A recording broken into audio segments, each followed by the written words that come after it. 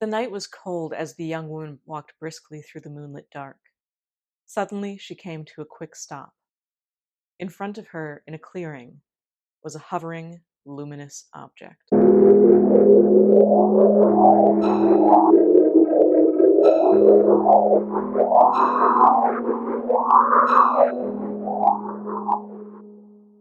Well, good evening to all of my fellow tinfoil hats. I am just another tinfoil hat. Welcome to my show. Today, we will be discussing the fascinating case of the velvety Västervik visitors. So this case occurred in the very early morning hours of December 4th, 1979, and involved a woman named Lily Ann Carlson of Västervik, Sweden. She had decided to take a late night walk. Now, talking 1 in the morning, late night walk around a small recreation area called the Breivik Hills in the cold moonlight. Apparently, this area was kind of used for skiing and almost, I guess, as a sort of dog park. The original article, as best as I could tell, says it was a dog resting area. So Lillian was walking along, apparently looking at the ground, when suddenly she claimed that she stopped, or was stopped, as if instantly paralyzed. Upon looking up, she saw that there was an object directly in front of her, hovering about a meter off the ground. This thing was, if you look at the sketch, a really classic kind of saucer-shaped object, the two inverted bowls put together, and luminous. Though this was not the only thing that she would observe. No, immediately after seeing this thing, she said that she felt like she was being watched, and as if on cue to explain who was watching her, or perhaps what was watching her, two creatures came out from behind the object. She claimed that these things stood about 180 centimeters, or roughly 5 foot 11 feet tall, with spindly bodies, big ears, and, contrary to this artist's rendition from UFO Information, no visible facial features. However, the weirdest descriptor that she used was that it would look like they were completely white and, quote, velvety. I mean, honestly, in the sketch, they look pretty adorable, if I do say so myself. Both the craft and the creatures were hovering at the same space above the ground. However, Lily Ann then heard about the creepiest thing you could possibly hear, and right next to her, no less. A voice right next to her said that she shouldn't be afraid. Now, amazingly, at the moment, she wasn't. As a matter of fact, she had a completely different feeling altogether. Lily Ann said that she suddenly felt ridiculous and silly, as though these two bizarre, inhuman beings were talking about and laughing at her.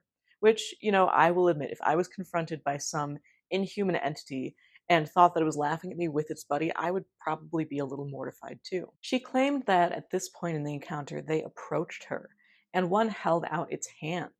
In its hand was something that she said looked like a bar of chocolate. However, Lillian, still unable to move, couldn't even accept this small offering. The things continued talking amongst themselves before returning to their object and disappearing behind it exactly as they had first emerged.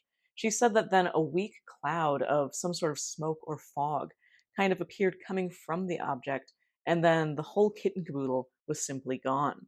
With it also vanished the paralysis, and she ran hysterical back to her apartment. She was so upset that she later confided in her brother that she was considering admitting herself to the hospital, but he talked her out of it, instead calling up a local ufologist who he knew, who handled the case for the magazine UFO Information.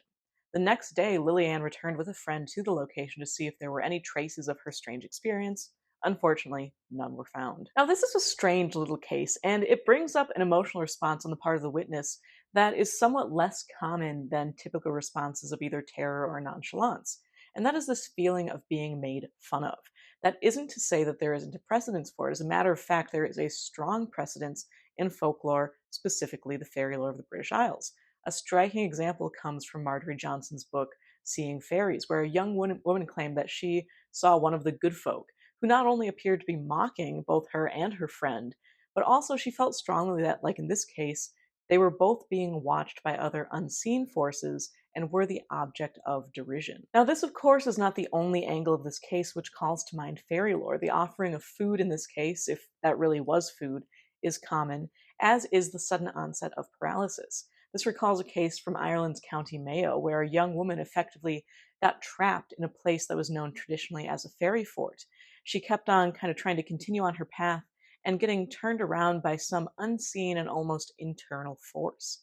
Of course, the fairy lore is not the only belief system that this case recollects. The infamous Be Not Afraid of Christian mythology pops up not just from the voices of so-called angels, but space aliens, fairies, and creepy creatures of all kinds. Yet again, we have this cross-field weirdness of faceless beings. Whether we're talking ghosts, UFO occupants, even Bigfoot, you name it, it seems as though so often anomalous beings pop up without a face to their name. The description of these beings as velvety, in this case, also calls to mind a certain fuzziness, kind of a lack of any sort of feature, which, in my opinion, really brings up Keel's concept of transmogrifications of energy, where these anomalous beings appear with varied levels of materiality or detail. In my opinion, this is further mimicked in this case by the fact that the object was obscured by mist and then simply vanished.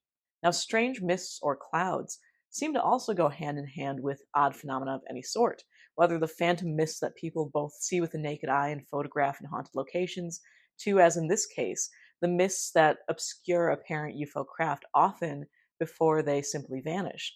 Not to mention many cases where cryptids such as Bigfoot appear accompanied by a mist or cloud, or sometimes appear to be materializing out of it.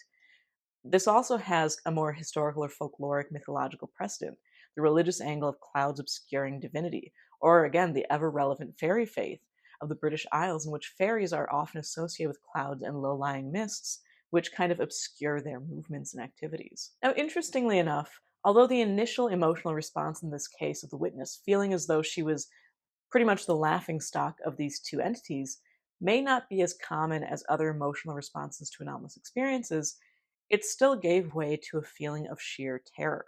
Now, it seems as though there is some protective measure, whether this is on the part of the witness's own mind or some effect from the anomaly itself, where witnesses often don't freak out in the moment. Because let's be completely honest, the seemingly rational emotional response when you're viewing something so strange and so anomalous is to be afraid. That's just how humans operate.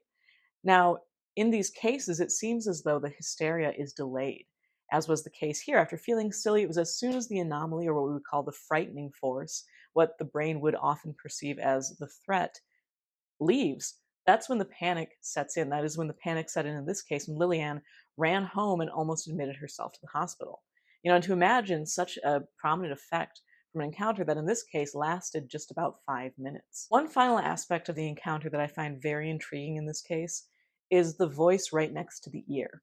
This is a common motif in haunting phenomenon and seems to kind of work its way through every genre of paranormal research.